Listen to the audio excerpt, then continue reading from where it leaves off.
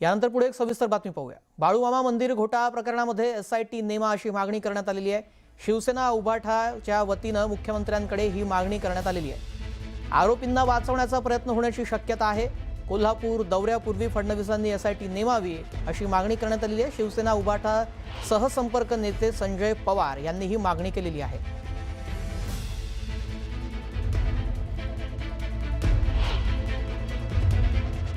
लाखो लोक येतात तिथं आमोशाला, भक्त मंडळी येतात त्या विश्वासानं की बाळूमामा नमस्कार करायचा नाही, आपले काहीतरी आपली पुंजीतले एक दोन पैसे आपल्याला जावेत म्हणून ते लुटता लाज वाटत नाही तुम्हाला? आणि लुटी करणारे लोक कोण आहेत शोधता येत नाही तुम्हाला? मुख्यमंत्री साहेब, तुम्ही 9 तारखेला दौरा येत आहे, गृह खातं तुमच्याकडे आहे, SIT स्थापन करा तुम्ही। आणि गणपती बाप्पा इथं लुटारू कोण आहेत, ह्या बाळूमामा इथं लुटारू कोण आहेत हे शोध घ्या, यांना सगळ्यांना गजा टाका। कुणी मायकला असून दे तिथं त्याच्यावर कारवाई झाली पाहिजे। राज्यातील मंदिरांमधील हा कदाचित सर्वात मोठा आर्थिक घोटाळा। कोल्हापूरच्या प्रसिद्ध बाळूमामा मंदिरामध्ये तब्बल 60 कोटी 75 लाखांच्या गैरव्यवहाराचा आरोप समोर आलेला आहे आणि या घोटाळ्याशी संबंधित कागदपत्र न्यूज 18 मराठीच्या हाती लागलेली आहेत। विशेष म्हणजे या प्रकरणामध्ये उपनिबंधक रागिणी खडके यांच्यासह तिघांविरोधात गुन्हा दाखल झालेला आहे। असं असतानाही खडके अद्याप फरार असल्याची माहिती समोर आलेली आहे। तर दुसरीकडे तक्रारदारांनी तत्कालीन सहाय्यक धर्मदाय आयुक्त निवेदिता पवार यांच्यावरही या संपूर्ण कथित घोटाळ्यामागे हात असल्याचा गंभीर आरोप केलेला आहे। बाळूमामा मंदिरातील तब्बल 60 कोटी 75 लाखांच्या कथित घोटाळ्याची संपूर्ण कहाणी, ही सर्व कागदपत्र आणि गुन्ह्याची नोंद न्यूज 18 मराठीच्या हाती लागलेली आहे। आणि या कागदपत्रांमधून समोर येतो की केवळ हा एक व्यवहाराचा नाही, तर देवस्थानाच्या कारभारात अनेक स्तरांवर गैरव्यवहार झाल्याचा आरोप असल्याचा समोर तपशील आलेला आहे। दरम्यान बाळूमामा मंदिरामध्ये जो गैरव्यवहाराचा आरोप करण्यात आलेला आहे त्या संदर्भातला तपशील आपण ग्राफिक्सच्या माध्यमातून पाहूया। 60 कोटी 75 लाखांच्या गैरव्यवहाराचा आरोप करण्यात आलेला आहे। मंदिराच्या पैशातून बाजारभावापेक्षा जास्त देत जमीन खरेदी करण्यात आली।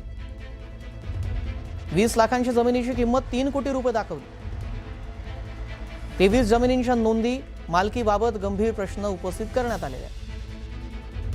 काही जमिनींच्या नोंदी उपलब्ध नाही आहेत। काही ठिकाणी मालकी आणि कागदपत्रांमध्ये तफावत आढळली। दानपेटी, खरेदीतील देणगी, पशुधन विक्रीतील उत्पन्नाचा हिशेबच उपलब्ध नाही आहे। भाविकांनी अर्पण केलेले सोनं चांदीचे दागिनेही गायब असल्याचं कळतंय।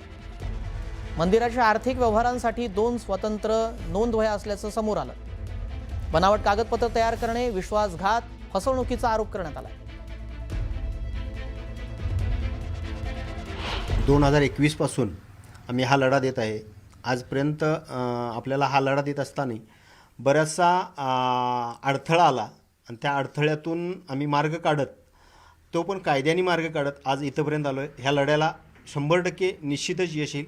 फक्त एवढंच नाही, पण याच्या पाठीमागचे माइंड मास्टरसुद्धा आहेत, ते या प्रकरणी अटक व्हावेत अशी आमची इच्छा आहे। बाळूमामा ट्रस्टमध्ये अनेक वेळा आम्ही ह्याच्यात आहे तक्रारीमध्ये। या तक्रारीमध्ये बाळूमामाचा कारभार स्वच्छ चालावा आणि स्वच्छ तिथे ट्रस्टी नसल्यामुळे तिथे कारभार चुकीच्या पद्धतीने चालू आहे, त्याची चौकशी व्हावी आणि ह्यात कोण दोषी आहेत त्यांना कठोर कारवाई व्हावी एवढीच आमची तक्रारदाराकडून इच्छा आहे। गुन्हा दाखल झाला आहे ना, त्यामध्ये तपास होऊ द्या तुम्ही, त्यामध्ये तपास होऊ द्या ना, फक्त ते गुन्हा दाखल मी सांगतो ना, बट चेंबरमध्ये सांगतो, मी सांगतो त्यामध्ये काय झालं आहे, त्यामध्ये काही भाविकातून तीव्र संताप होत आहे। त्यांची चौकशी व्हावी। 100 अपराध या लोकांनी केलेला आहे, त्यामुळे यांचा पापाचा गडा सगळा भरलेला आहे। मामाने यांना शिक्षा दिलेली आहे, याची निपक्षपात चौकशी होऊन यांना कठोर शिक्षा व्हावी एवढीच आमची भाविकांकडून इच्छा आहे।